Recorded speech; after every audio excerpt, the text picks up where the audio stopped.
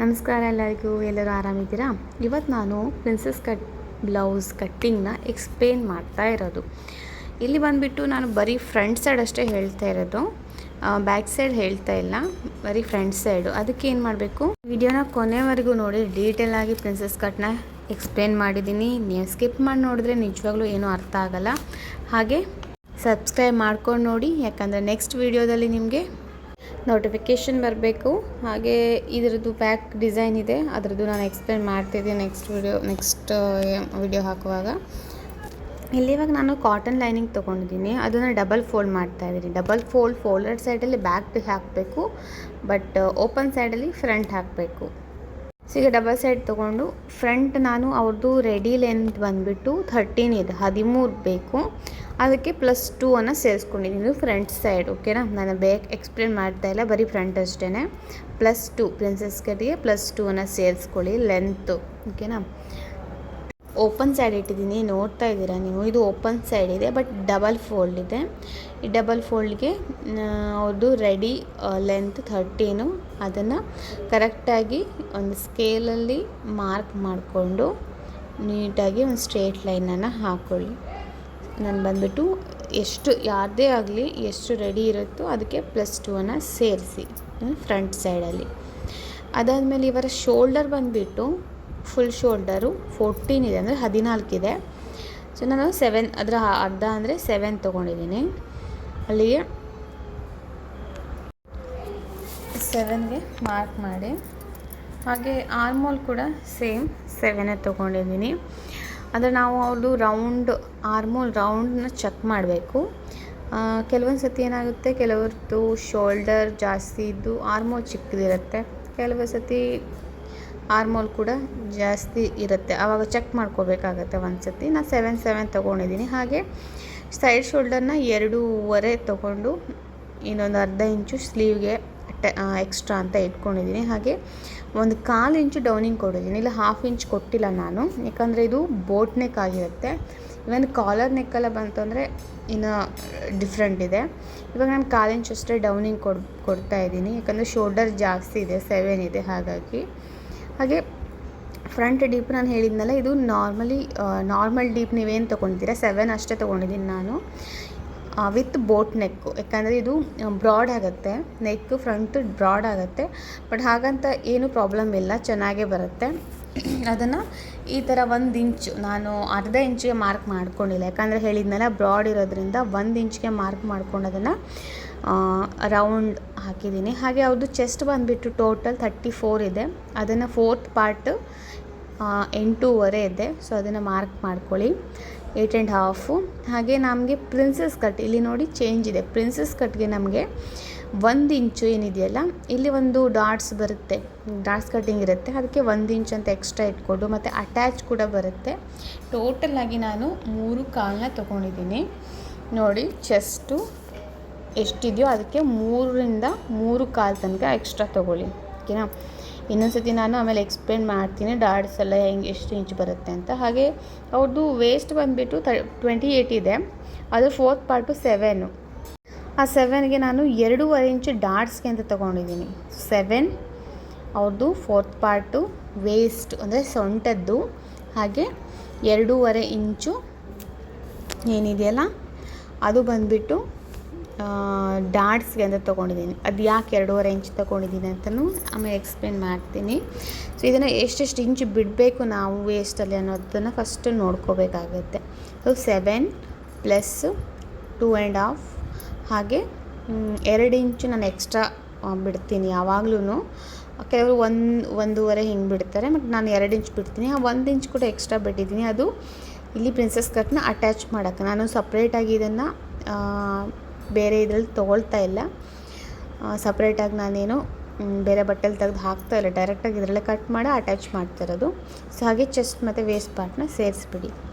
Next ಬಂದುಬಿಟ್ಟು armhole draw ಮಾಡ್ಕೊಳ್ಳಿ. ಇವಾಗ ಆರ್ಮೋಲು ಎಷ್ಟಿದೆ 7 ತೊಗೊಂಡಿದ್ದೀನಲ್ಲ, ಅಂದರೆ ನಾನು 7 ಎಕ್ಸಾಕ್ಟಾಗಿ ಯಾಕೆ ತೊಗೊಂಡೆ ಅಂತ ಹೇಳಿದ್ರೆ, ನಾನು ಬ್ಯಾಕ್ ಪಾರ್ಟ್ ಆಲ್ರೆಡಿ ಕಟ್ ಮಾಡೋದ್ರಿಂದ ನಂಗೆ 7 ಅಂತ ಕರೆಕ್ಟಾಗಿ ಗೊತ್ತಿತ್ತು. ನೀವೇನಾದರೂ ಕಟ್ ಮಾಡಿದ್ರೆ ಚೆಕ್ ಮಾಡ್ಕೋಬೇಕಾಗತ್ತೆ. ಓಕೆನಾ, ಅದನ್ನು ಕೂಡ ನೆಕ್ಸ್ಟ್ ವೀಡಿಯೋದಲ್ಲಿ ನಾನು ಎಕ್ಸ್ಪ್ಲೇನ್ ಮಾಡ್ತೀನಿ ಕ್ಲಿಯರಾಗಿ.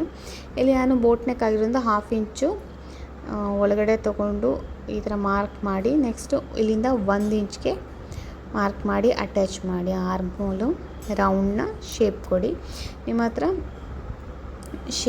ಶೇಪರ್ ಇದ್ದರೆ ಕೂಡ ಅದನ್ನು ಕೂಡ ಅದರಿಂದನೂ ಕೂಡ ಯೂಸ್ ಮಾಡ್ಬೋದು, ಇಲ್ಲಾಂದರೆ ಫ್ರೀ ಹ್ಯಾಂಡಲ್ಲಿ ನಿಮ್ಮ ಕೈಯಲ್ಲಿ ಯೂಸ್ ಮಾಡಿರಿ. ಈಗ ಇದು ಔಟ್ಲೈನ್ ಎಲ್ಲ ಪೂರ್ತಿ ಆಯಿತು. ಚೆಸ್ಟ್, ವೇಸ್ಟ್, ಆರ್ಮ್, ನೆಕ್ ಅಂತ. ಈಗ ಪ್ರಿನ್ಸಸ್ ಕಟ್ನ ಹಾಕುವ. ಓಕೆ, ಫಸ್ಟ್ಗೆ ನಮಗೆ ಬಸ್ಟ್, ನಮ್ಮ ಚೆಸ್ಟ್ ಬಂದುಬಿಟ್ಟು 34, ಹಾಗೆ ಬಸ್ಟ್ ಅವ್ರದ್ದು 37 ಇದೆ, ಹಾಗೆ ವೇಸ್ಟ್ 28. ಈ 3 ಮೆಷರ್ಮೆಂಟ್ಸಿಂದ ಒಂದು ಪ್ರಿನ್ಸಸ್ ಕಟ್ಟು. ಸೊ ಫಸ್ಟ್ಗೆ 37 / 10 ಮಾಡಿದಾಗ 3.7 ಬರ್ತದೆ. ಅಂದರೆ ನಮ್ಮ ಅಪೆಕ್ಸ್ ಟು ಅಪೆಕ್ಸಿಗೆ ಎಷ್ಟು ಬರುತ್ತೆ ಅಂತ ಈ ಫಾರ್ಮುಲಾ ಮೂಲಕ ನೋಡ್ಕೋಬೋದು. ಎಷ್ಟಾಯಿತು ಇವಾಗ 3.7 ಆಯಿತು. ಸೊ ನಾನಿಲ್ಲಿ ಹುಕ್ಸ್ಗೆ 1/2 ಇಂಚ್ ಅಷ್ಟು ಬಿಟ್ಟಿದ್ದೀನಿ, ಅರ್ಧ ಅಥವಾ 1/4 ಇಂಚ್ ತನಕ ಬಿಡ್ಬೋದು. ಅಷ್ಟು ಬಿಟ್ಟು ಅಲ್ಲಿಂದ 3.7 ಪ್ಲಸ್ 1/2 ಇಂಚ್ ಮಾಡ್ಕೊಳ್ಳಿ. ಅಟ್ಯಾಚ್ ಬರೋದ್ರಿಂದ 1/2 ಇಂಚ್ ಮಾಡ್ಕೊಳ್ಳಿ. ಹಾಗೆ ಅಪೆಕ್ಸ್ ಪಾಯಿಂಟ್ ಅವ್ರದ್ದು ಎಲ್ಲಿದೆ, ಅವ್ರದ್ದು 10 ಇದೆ, ಅದಕ್ಕೆ 1/2 ಇಂಚ್ ಸೇರಿಸಿದರೆ 10.5 ಆಗುತ್ತೆ. ಸೊ ಅಲ್ಲಿಗೆ ನಮಗೊಂದು ಪಾಯಿಂಟ್ ಸಿಕ್ತು. ಸೊ ಇದೇ ಮೇನ್ ನಮ್ಮದು ಪ್ರಿನ್ಸಸ್ ಕಟ್ ಪಾಯಿಂಟ್ ಆಗಿರುತ್ತೆ. ಸೊ ಅಲ್ಲಿಗೆ ಬಸ್ಟ್ ಏರಿಯಾ ಅಂತ ಕನ್ಸಿಡರ್ಡ್ ಆಯಿತು. ನೆಕ್ಸ್ಟ್ ಬಂದುಬಿಟ್ಟು ನೀವು ಅದೇ ಎಷ್ಟು ಇದೆಯಾ, ನಮ್ಮದು ಎಷ್ಟು ಬಂದಿತ್ತ ಟೋಟಲ್, ಅದಕ್ಕೆ ನೀವು 1/2 ಇಂಚಷ್ಟು ಒಳಗೆ ತೊಗೊಳ್ಳಿ. ಓಕೆನಾ. ಅಂದರೆ ಇಲ್ಲಿ 4.5 ಬಂದರೆ ಅಲ್ಲಿ 4 ತೊಗೊಂಡು ಎಕ್ಸಾಂಪಲ್ ಆಗಿ ಹೇಳ್ತಾ ಇರೋದು 4 ತೊಗೊಳ್ಳಿ, ಅಥವಾ 3.5 ಬಂದರೆ 3 ತೊಗೊಳ್ಳಿ ವೇಸ್ಟ್ ಸೈಡಲ್ಲಿ, ಅದನ್ನು ಮಾರ್ಕ್ ಮಾಡಿ. ಹಾಗೆ ಇಲ್ಲಿ ಆರ್ಮೋಲ್ ಸೈಡಲ್ಲಿ ಒಂದು ಅರ್ಧ ಇಂಚ್ ಆಗುವಷ್ಟು ಈ ಪಾಯಿಂಟಲ್ಲಿ ಇವಾಗ ಕನೆಕ್ಟ್ ಮಾಡಿ ಸೇರಿಸ್ಬಿಡಿ. ನೋಡ್ತಾ ಇದ್ದೀರಲ್ಲ, ನೀಟಾಗಿ ಒಂದು ಶೇಪ್ ಆಯಿತು.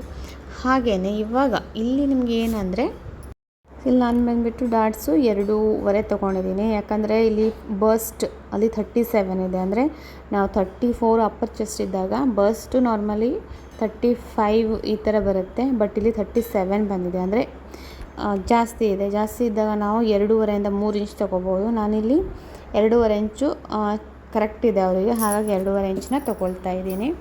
ಹಾಗೆಯೇ ಆರ್ಮೋಲ್ ಸೈಡಲ್ಲಿ ಕೂಡ ನಾನು ಈಗ ಡಾಟ್ಸ್ ಇಟ್ಟಿಲ್ಲ, ಅರ್ಧ ಇಂಚು ಇಲ್ಲೂ ಕೂಡ ಡಾಟ್ಸ್ ಇಡಬೇಕು. ಆರ್ಮೋಲ್ ಸೈಡಲ್ಲಿ 1/2 ಇಂಚ್ ಕರೆಕ್ಟ್ ಇರುತ್ತೆ, ಸಾಕಾಗುತ್ತೆ. ಡಾಟ್ಸ್ ಅಂತ ಹೇಳಿದ್ರೆ ಅದನ್ನು ಕಟ್ ಮಾಡಿ ತೆಗಿತೀವಿ, ಇದರಲ್ಲಿ ಹಿಡಿಯಲ್ಲ, ಕಟ್ ಮಾಡಿ ತೆಗಿತೀವಿ. ಅದು 1/2 ಇಂಚ್ ಅಷ್ಟೇ ಸಾಕಾಗುತ್ತೆ. ಹಾಗೆಯೇ ಈಗ ಒಂದು ಸತಿ ನಾವು ಬಸ್ಟ್ ನಿಮಗೆ ಅದು ಹೇಗೆ ಚೆಕ್ ಮಾಡ್ಕೊಳ್ಳೋದು, ಹೇಗೆ ನಾವು ಡಾಟ್ಸ್ನ ಇಷ್ಟು 2.5 ಇಟ್ಟರೆ ಕ್ಲಿಯರ್ ಆಗುತ್ತೆ ಅನ್ನೋದನ್ನು ನಾನು ಇಲ್ಲಿ ಹೇಳ್ತಾ ಇದ್ದೀನಿ.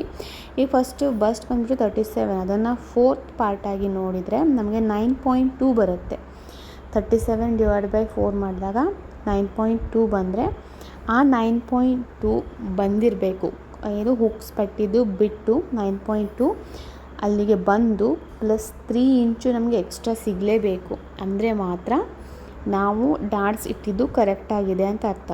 ಇನ್ ಕೇಸ್ ನೀವು ಹಿಡಿದಾಗ ಅಂದರೆ ನೀವು ಫುಲ್ ಬಸ್ನ /4 ಮಾಡಿ ಹಿಡಿದಾಗ ಕಡಿಮೆ, ಅಂದರೆ ನಿಮಗೆ ಅದು ಸಾಕಾಗ್ತಾ ಇಲ್ಲ ಅಂತ ಹೇಳಿದರೆ ಅಲ್ಲಿಗೆ ನಿಮಗೆ ಡಾಟ್ಸ್ನ ಇನ್ನೂ ಜಾಸ್ತಿ ಹಿಡಬೇಕು ಅಂತ ಅರ್ಥ. ಈ ಥರ ನೀವು ನೋಡ್ಕೋಬೋದು. ಅಂದರೆ ನಾವು 2 ಇಂಚಿಂದನೂ ಸ್ಟಾರ್ಟ್ ಮಾಡ್ಕೋಬೋದು. 2 ಇಂಚ್ ಡಾಟ್ಸ್, 2.5, ಹಾಗೆ 3 ಇಂಚ್ ಕೂಡ ಹಿಡಿಬೋದು. ಸೊ ಜಾಸ್ತಿ ಚೆಸ್ಟ್ ಅಂದರೆ ಬಸ್ ಜಾಸ್ತಿ ಇದ್ದಂಗೂ ಡಾಟ್ಸ್ ಕೂಡ ಜಾಸ್ತಿ ಆಗುತ್ತೆ. ಹಾಗೆಯೇ ಇಲ್ಲಿ ನೋಡಿ ಕ್ರಾಸಾಗಿ ಒಂದು 1/2 ಇಂಚು ಹೂಕ್ಸ್ ಪಟ್ಟಿ ಸೈಡಲ್ಲಿ ಒಂದು 1/2 ಇಂಚನ್ನ ಅದನ್ನು ಮಾರ್ಕ್ ಮಾಡಿ. ಯಾಕಂದರೆ ನಾವು ಅದು ಹೇಳಿದ್ನಲ್ಲ, ಈಗ ಅದನ್ನು ಕಟ್ ಮಾಡಿ ನಾವು ಅಟ್ಯಾಚ್ ಮಾಡ್ತೀವಿ. ಅದೇನಾಗುತ್ತೆ, ಆ ಕಡೆ ವೇಸ್ಟನ್ನು 2 ಸೈಡು ಬಟ್ಟೆ ಕೆಳಗಡೆ ಜಾರುತ್ತೆ. ಸೊ ಅದು ರೀಸನ್ನಿಂದಾಗಿ ನಾವು ಈ ಥರ ಕಟ್ ಮಾಡ್ಕೋಬೇಕಾಗತ್ತೆ. ಮೇನ್ ರೀಸನ್ ಅದಕ್ಕೆ ನಾವಿಲ್ಲಿ ಕಟ್ ಮಾಡ್ಕೋಬೇಕಾಗುತ್ತೆ. ಓಕೆನಾ. 1/2 ಇಂಚು ಕಟ್ ಮಾಡಿಕೊಂಡ್ರೆ ಆಯಿತು. ನೆಕ್ಸ್ಟ್ ಬಂದುಬಿಟ್ಟು ಈಗ ನಾನು ಫ್ರಂಟ್ ಅದೇ ಹೇಗೆ ಕಟ್ ಮಾಡೋದಂತ ತೋರಿಸ್ತಾ ಇದ್ದೀನಿ. ಕಟ್ ಮಾಡ್ತಾ ಇದ್ದೀನಿ, ನೋಡ್ಕೊಳ್ಳಿ ನೀಟಾಗಿ ಈ ಥರ ಕಟ್ ಮಾಡ್ಕೊಂಡು ತೆಗೆದಿಟ್ಕೊಂಡ್ಬಿಡಿ. ಸೊ ಆರ್ಮೋಲ್ ಕೂಡ ಅಷ್ಟೇ, ಅವ್ರದ್ದು ಆರ್ಮೋಲ್ ರೌಂಡ್ ಬಂದುಬಿಟ್ಟು 7.5 ಇತ್ತು. ಆ 7.5 ನಮಗೆ 7 ಕರೆಕ್ಟಾಗಿದೆ. ಅದೇ ನೆಕ್ಸ್ಟ್ ವೀಡಿಯೋದಲ್ಲಿ ನಿಮಗೆ ಬ್ಯಾಕ್ ಕಟ್ಟಿಂಗ್ ಬರುತ್ತೆ, ಅಲ್ಲಿ ನಾನು ಆರ್ಮೋಲ್ನ ಎಕ್ಸ್ಪ್ಲೇನ್ ಮಾಡಿದ್ದೀನಿ. ಪ್ಲೀಸ್ ನೀವು ಸಬ್ಸ್ಕ್ರೈಬ್ ಮಾಡ್ಕೊಂಡು ನೋಡಿದ್ರೆ ನೆಕ್ಸ್ಟ್ ನೋಟಿಫಿಕೇಷನ್ ಕೂಡ ಹೋಗಿರುತ್ತೆ. Next design with back cutting ಕೂಡ ಇರುತ್ತೆ. ಹಾಗಾಗಿ ಚೆಕ್ ಮಾಡ್ಕೊಳ್ಳಿ. ಅವಾಗ ಆರ್ಮೋಲ್ ಕೂಡ ಅಲ್ಲಿ ಎಕ್ಸ್ಪ್ಲೇನ್ ಮಾಡಿರ್ತೀನಿ. ಈಗ ಫ್ರಂಟ್ ಕಟಿಂಗ್ ಮಾಡ್ತಾಯಿದ್ದೀನಿ ನೋಡಿ. ಹೀಗೆ ಇಲ್ಲಿ ಹುಕ್ಸಿಂದು ಸ್ವಲ್ಪ ಅಡ್ಡ ದಿಡ್ಡಿದೆ ಸ್ವಲ್ಪ ನೀಟಾಗಿ ಕಟ್ ಮಾಡ್ಕೊಳ್ಳಿ. ನಮಗೊಂದು ಕಾಲಿನ ಸಾಕಾಗುತ್ತೆ, ಜಾಸ್ತಿ ಬೇಕಾಗಿರಲ್ಲ ಇದಕ್ಕೆ. ಹಾಗೆ ಕ್ರಾಸಾಗಿ ತೆಗೀರಿ, ಅದನ್ನು ಮಾತ್ರ ಮರಿಬಾರ್ದು. ಇಂಪಾರ್ಟೆಂಟು ಇಲ್ಲಿ ಜಸ್ಟ್ 1/2 ಇಂಚು ಸಾಕಾಗುತ್ತೆ ಇಲ್ಲಿ. ಹಾಗೆಯೇ ವೇಸ್ಟ್ ಇನ್ನೊಂದು ಸೈಡ್ ಕೂಡ 1/2 ಇಂಚನ್ನ ತೆಗಿಯೋದನ್ನು ಮರಿಬಾರ್ದು. ಓಕೆ, ಇವಾಗ ಪ್ರಿನ್ಸಸ್ ಕಟ್ ಮಾಡಿ ತೆಗೆದ್ರಾಯಿತು. ಇಲ್ಲಿ ನಾನೇನು ಹೇಳಿದ್ನಲ್ಲ, ಎಕ್ಸ್ಟ್ರಾ ಬಟ್ಟೆ ನೆಕ್ಸ್ಟ್ ಇನ್ನೊಂದು ಬಟ್ಟೆ ಮೇಲೆ ಹಾಕಿ ಮಾಡೋ ಅವಶ್ಯಕತೆ ಇಲ್ಲ. ಆಲ್ರೆಡಿ ನಾನು 1 ಇಂಚ್ ಎಕ್ಸ್ಟ್ರಾ ತೊಗೊಂಡಿದ್ದೀನಿ. ಈ ಥರ ನಾವು ಡಾಟ್ಸ್ನ ನೀಟಾಗಿಟ್ಟರೆ ಯಾವುದೇ ಬರ್ಸ್ಟಲ್ಲಿ ಟೈಟ್ ಬರಲ್ಲ, ನೀಟಾಗಿ ಕುತ್ಕೊಳ್ಳುತ್ತೆ. ನೆಕ್ಸ್ಟು ವಿಡಿಯೋದಲ್ಲಿ ನಿಮಗೆ ಬ್ಯಾಕ್ ಕಟ್ಟಿಂಗ್ನ ತಿಳಿಸ್ತೀನಿ.